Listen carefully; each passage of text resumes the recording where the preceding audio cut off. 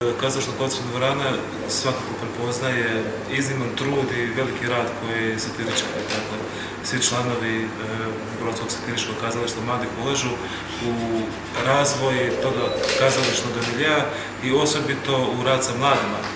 Dakle, ovaj puta su se zaista odlučili prihvatiti jednog velikog posla državne smotre amaterskih kazališta. To je jedan veliki posao, posao u koji će oni morati uložiti puno svoga truda, znanja i iskustva već sigurno imaju, svoga slobodnog vremena. Ne zaboravimo reći i naglasiti da je ovdje riječ o amaterskim kazalištima i ljudima koji ovdje rade volonterski.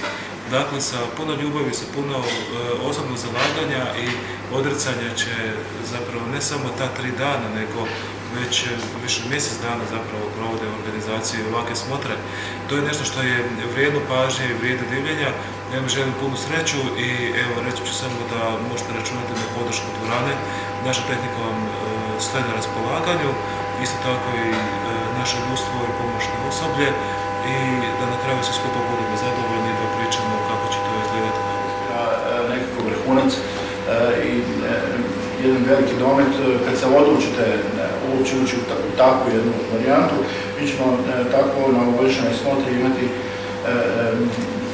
dakle, naš Savljanski noći, ali i jednu predstavu Tri kralja iz Karlovca.